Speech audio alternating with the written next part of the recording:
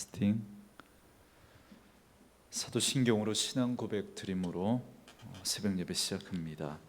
전능하사 천지를 만드신 하나님 아버지를 내가 믿사오며 그 외아들 우리 주 예수 그리스도를 믿사오니 이는 성령으로 잉태하사 동정녀 마리아에게 나시고 본디오 빌라도에게 고난을 받으사 십자가에 못 박혀 죽으시고 장사한 지 사흘 만에 죽은 자 가운데서 다시 살아나시며 하늘에 오르사 전능하신 하나님 우편에 앉아 계시다가 저리로서 산자와 죽은 자를 심판하러 오시리라. 성령을 믿사오며 거룩한 공회와 성도가 서로 교통하는 것과 죄를 사하여 주시는 것과 몸이 다시 사는 것과 영원히 사는 것을 믿사옵나이다. 아멘. 이 아침에 우리에게 주시는 하나님의 말씀은 역대하 19장입니다.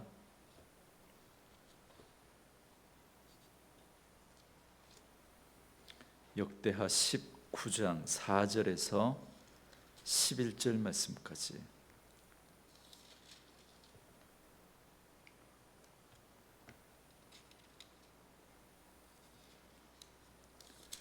말씀 찾으셨으면 한 목소리로 같이 읽습니다.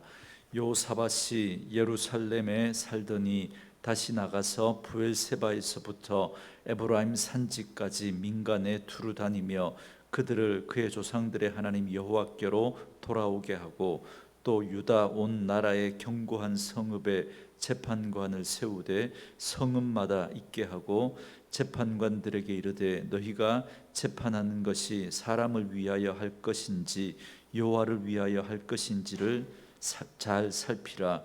너희가 재판할 때에 여호와께서 너희와 함께 하심이니라. 그런즉 너희는 여호와를 두려워하는 마음으로 삼가 행하라. 우리의 하나님 여호와께서는 불의함도 없으시고 치우침도 없으시고 뇌물을 받는 일도 없으시니라 하니라.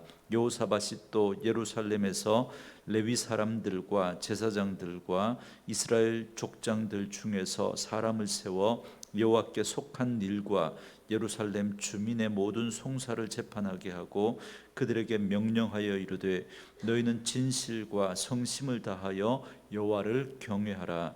어떤 성읍에 사는 너희 형제가 혹 피를 흘림이나 혹 율법이나 계명이나 율례나 규례로 말미암아 너희에게 와서 송사하거든 어떤 송사든지 그들에게 경고하여 여호와께 죄를 범하지 않게 하여 너희와 너희 형제에게 진노하심이 임하지 말게 하라. 너희가 이렇게 행하면 죄가 없으리라. 여호와께 속한 모든 일에는 대제사장 아마랴가 너희를 다스리고 왕에게 속한 모든 일은 유다 지파의 어른 이스마엘의 아들 스바랴가 다스리고 레위 사람들은 너희 앞에 관리가 되리라. 너희는 힘써 행하라. 여호와께서 선한 자와 함께 하실지로다 하니라. 아멘. 오늘은 함께 읽으신 역대하 19장 4절에서 마지막 11절 말씀을 중심으로 여호사밧의 사법제도 정비라는 제목의 말씀으로 잠시 은혜를 나누겠습니다. 아람과 길르앗 라못에서의 전투에서 북이스라엘의 아합 왕은 죽음을 당하게 됩니다. 그러나 여호사밧은 구사일생으로 살아 돌아왔습니다. 이때 예루살렘으로 무사 귀환한 여호사밧을 선지자 예후가 찾아와 책망합니다. 왜냐하면 불의를 행하며 하나님을 미워하는 아합과 동맹을 맺고 그의 야망에 이끌려 행했기 때문에 그래서 책망을 받은 거죠. 그래서 선견자 예후는 신앙인으로서의 정체성과 그 근간을 흔들리고 있었던 여호사밧에게 이후에 임할 하나님의 진노에 대해서 경고했습니다.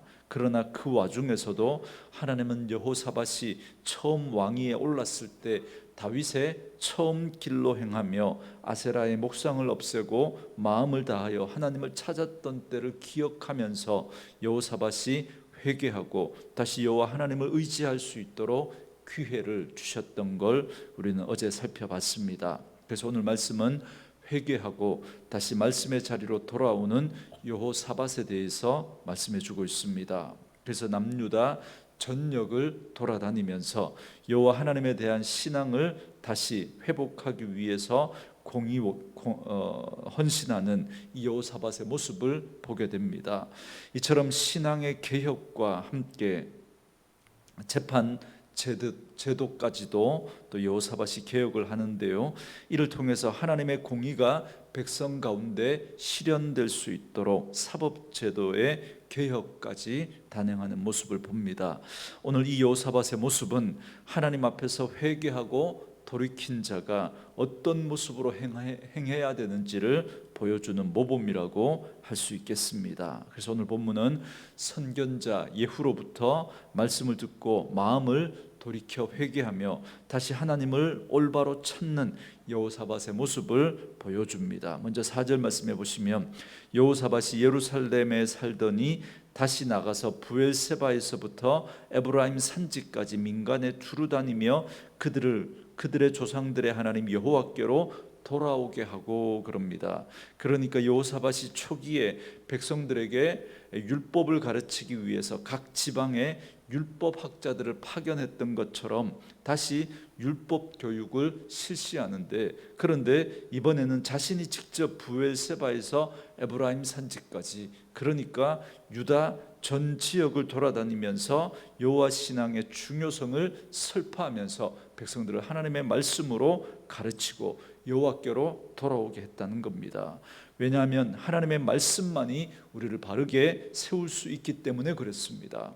그래서 그는 처음에도 그렇게 율법학자들을 보내서 백성들을 말씀으로 세웠던 것처럼 다시 그가 회개하고 돌이키고 난 다음에 동일한 마음으로 이번에는 자기가 직접 나서서 그 일을 이루어 갔던 걸 보게 됩니다. 그리고 여호사밧의 이러한 모습에서 우리는 자신뿐만 아니라 그동안 하나님께 멀어졌던 유다 백성들을 하나님께로 돌이키는데 마음을 쏟고 있는 그 모습을 보게 됩니다. 여러분, 하나님의 은혜를 경험한 사람은 자신의 삶의 영역에서만 변화와 개혁을 추구하는 것으로 그치지 않고 다른 사람에게도, 아직도 하나님의 은혜를 깨닫지 못하고 돌이키지 않은 그러한 사람들에게까지 관심을 가지게 됩니다. 왜냐하면 하나님의 마음이 거기에 있기 때문에 그렇습니다. 우리를 사랑하는 것처럼 아직도 돌아와야 할 그 영혼인데 돌아오지 못한 그 영혼에게 관심이 있기 때문에 그 하나님의 은혜를 깨달은 사람은 다른 사람에게도 관심을 가지게 되는 거죠. 여러분, 죄의 특징은 지독한 개인주의라고 늘 말씀을 드립니다. 그러나 내 마음의 중심에 하나님을 모시게 되면 하나님의 마음으로 다른 사람들을 볼 수 있기 때문에 그렇습니다. 그래서 여호사밧은 자신의 잘못으로 하나님으로부터 멀어졌던 그 이스라엘 백성들을 다시금 하나님 앞에 돌이키게 하기 위해서 그렇게 마음을 쏟고 있는 겁니다. 그래서 말씀으로 그들을 돌이키려고 애를 쓰는 여호사밧의 모습을 보게 됩니다. 또한 여호사밧은 성읍들마다 재판관을 세우고 그들이 하나님의 마음으로 바르게 재판하는 일에 전무할 수 있도록 애를 씁니다. 6절 말씀해 보시면, 재판관들에게 이르되 너희가 재판하는 것이 사람을 위하여 할 것인지 여호와를 위하여 할 것인지를 잘 살피라. 너희가 재판할 때에 여호와께서 너희와 함께 하심이니라. 아멘. 여러분, 사람이 사람을 재판한다는 건 참으로 두려운 일입니다. 참으로 여러분, 이 일에는 하나님이 함께 하셔야 됩니다. 그래서 여러분, 선지서에 보면 하나님께서 한 나라의 심판을 말씀하실 때마다 그들을 심판하시는 이유인 그 죄에 대해서 말씀하시는데, 그때마다 여러분 빠지지 않고 언급되는 것 중에 하나가 뭐냐면 바로 여러분 재판을 굽게 한 것에 대해서 하나님께서 엄하게 그 책임을 묻고 있습니다. 여러분, 왜 그러냐면 여러분, 공정한 재판이 이루어지지 않고 힘있고 돈 있는 사람들은 죄를 지어도 그들에게는 죄를 묻지 않고, 가난하고 힘없는 사람들에게는 없는 죄까지 뒤집어 씌워서 그렇게 죄를 묻는 일들이 일어나면 여러분, 그 사회의 근간이 무너집니다. 그 사회의 정의가 무너지면 사람들이 여러분 다 무너지게 되는 거예요. 그런 일들을 하나님은 굉장히 엄하게 묻고 있습니다. 여러분, 우리가 이런 부분에 있어서 정말 기도하고 정말 이 땅에 하나님의 정의가 세워지는 일에 우리가 관심을 가지고, 특별히 정말 뇌물을 받고 재판을 굽게 하는 그런 일들에 대해서는 우리가 정말 안타까운 마음으로 하나님 앞에 기도하셔야 됩니다. 그래서 오늘 그런 하나님의 마음을 깨달았던 여호사밧이 사람의 마음과 생각으로 재판하지 말라고, 하나님이 함께 할 것이니까 사람을 위해 재판하지 말고 하나님을 위해서, 하나님을 두려워하는 마음으로 재판을 하라고 당부합니다. 하나님은 어떠한 불의함이나 치우침이나 뇌물을 받는 일도 없는 분입니다. 그러니까 그 하나님을 대신해서 재판한다는 생각을 가지고 하나님의 심정으로, 두렵고 떨림으로 정말 바르게 공의롭게 재판하도록 지금 당부를 하고 있는 것입니다. 그리고 9절부터 10절 말씀에 보면 이처럼 여호사밧이 성읍들의 재판관들을 바로 세운 이유를 말해줍니다. 9절에 이렇게 말하죠. 그들에게 명령하여 이르되 너희는 자신과 진실과 성심을 다하여 여호와를 경외하라 그럽니다. 여호사밧은 그 재판관들에게 하나님 앞에서 진실함과 성실함으로 재판해서 하나님의 진노가 임하지 않게 해달라고 했습니다. 특히 소송과 연루된 자들에게 죄를 깨닫게 해서 하나님 앞에 바로 세워서 그들로 하나님의 진노를 받지 않도록 하라고 그렇게 말합니다.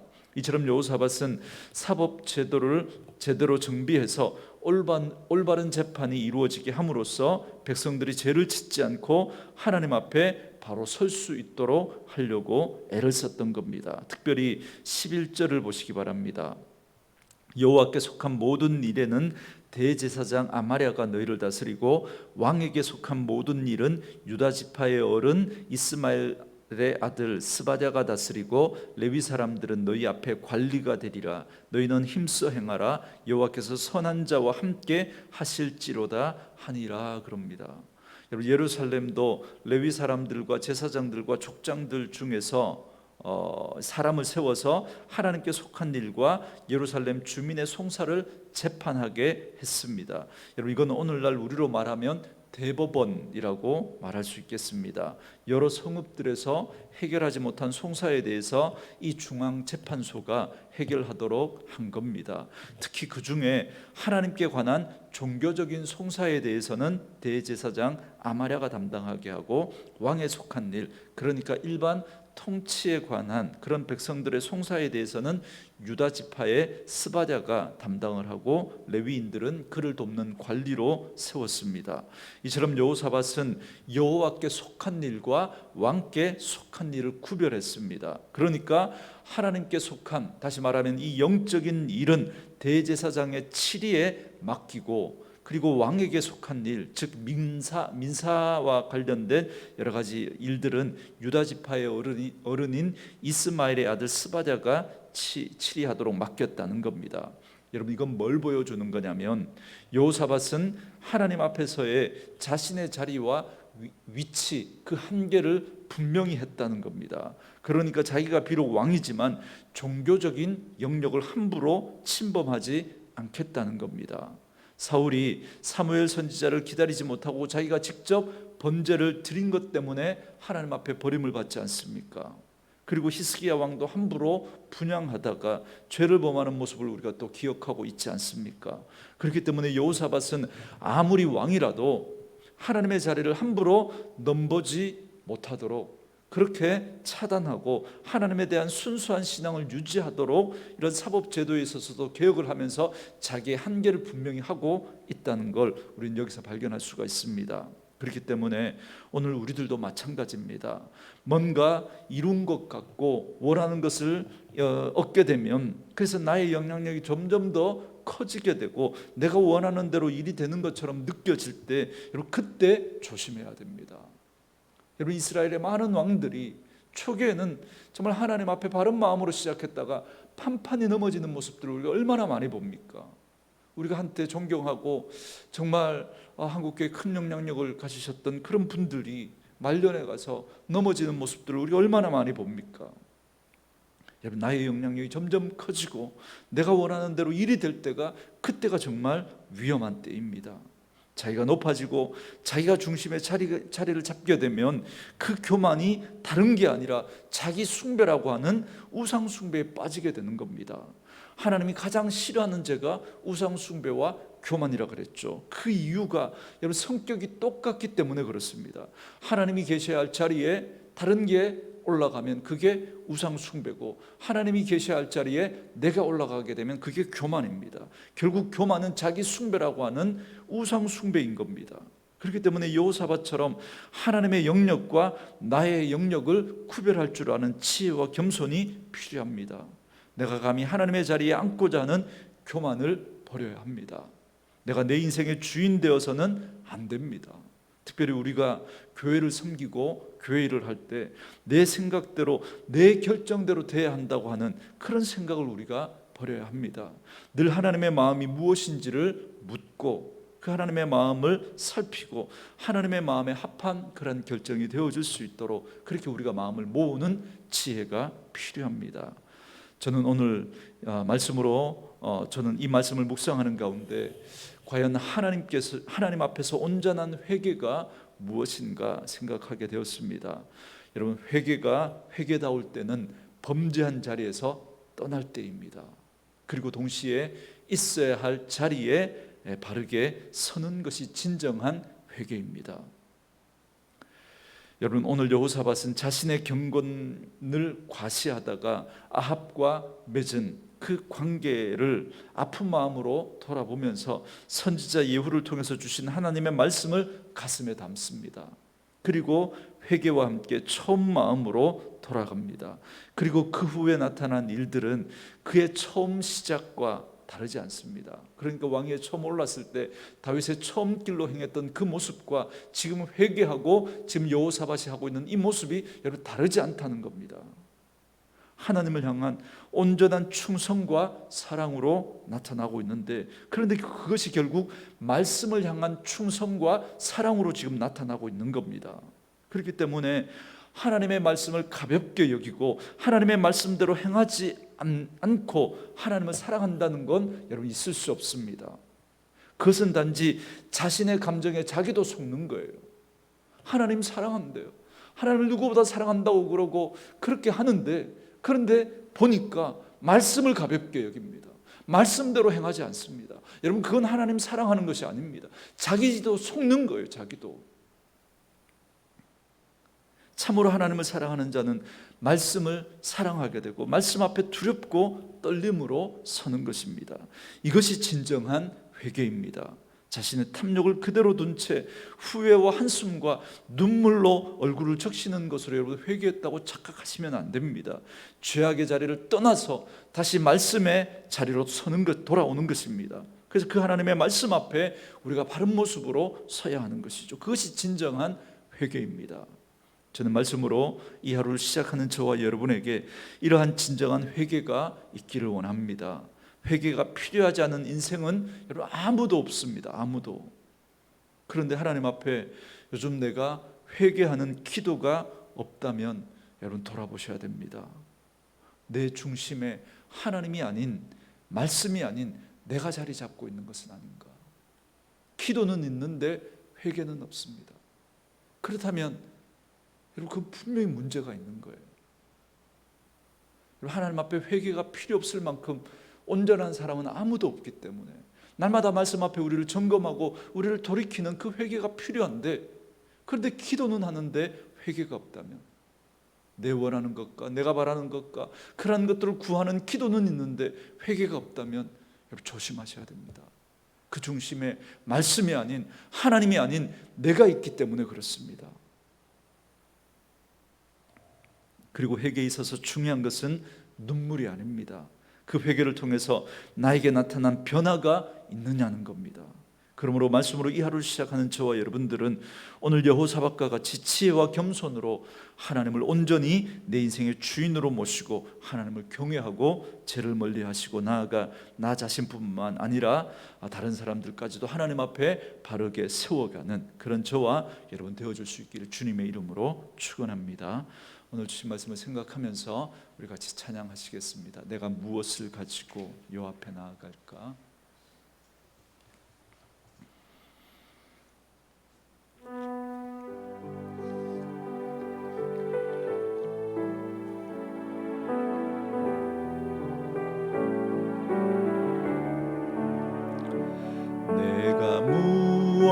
것을 가지고 여호와 앞에 나갈까? 신 하나님께 경배할까? 사람아, 주께서 선한 것을 보이셨나니 여호와께서 내게 구하시는 것을 공의를 행하고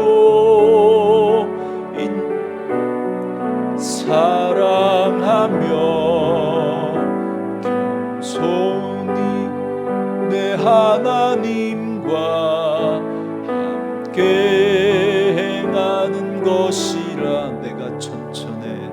내가 천천의 수양과 번제를 주께 드릴까? 내 몸의 열매로서 주께 바칠까? 사람아, 주께서 선한 것을 보이셨나니 여호와께서 내게 구하시는 것을 공의를 행하고 인자를 사랑하며 겸손히 내 하나님과 함께 행하는 것이라. 아멘. 오늘 주신 말씀을 생각하면서 우리 같이 한번 기도했으면 좋겠습니다. 오늘 돌이켜 회개하는 여호사밧처럼 하나님의 영역과 나의 영역을 구별할 줄 아는 겸손과 지혜를 주셔서 내 인생의 주인이 하나님이라는 사실을 잊지 않고 하나님의 뜻에 따라 순종하는 그런 저희들의 삶이 되게 해달라고 기도하시고, 진정한 회개는 범죄의 자리에서 떠남과 동시에 있어야 할 자리에 서는 것이라는 사실을 깨닫고 날마다 말씀을 통해서 우리의 모습을 점검하고 죄의 자리에서 떠나 하나님의 백성이 있어야 할 그 자리에 하나님의 백성답게 살아갈 수 있는, 공의를 행하고 인자를 사랑하고 그 진리 가운데 행하는 그런 저희들의 모습 되게 해달라고 기도하시고요. 지금 우리 사회의 뜨거운 이슈 중에 하나가 사법개혁입니다. 서로의 입장 차이가 다르지만 이 사법개혁이 필요하다는 것에는 여러분 아무도 이 일을 제기할 수 없을 겁니다. 사람의 생각이 아니라 하나님의 뜻과 섭리 가운데 바르게 이 사법개혁이 이루어져서 정말 유전무죄, 무전유죄라고 하는 그런 말들이 공공연하게 이루어지는 이 안타까운 현실 속에서 바르게 하나님의 정의가 세워지는 그런 우리 사회가 되어줄 수 있도록 은혜를 베풀어 달라고 우리 같이 한번 기도하시고요. 오늘도 우리 하나님 앞에 이 코로나가 확산세가 심상치 않습니다.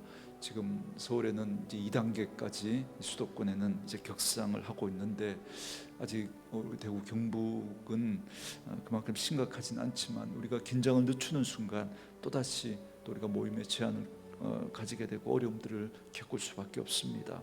우리가 방역 수칙을 잘 지키고 또 하나의 확산세를 또 하나님 은혜 가운데 또 잘 우리가 잡아갈 수 있도록 하나님 도우셔서 우리 일상이 무너지지 않도록 여러분 기도해 주시고, 그리고 우리 수능을 준비하는 우리 학생들을 위해서도 기도해 주시고, 우리 아픈 분들 위해서 기도할 때 우리 김수주 집사님 천포창 위해서 기도해 주시고, 우리 배지영 집사님 우리 세 가족이신데 25일 날 검사를 하고 26일 날 입원해서 27일 날 수술을 하게 됩니다.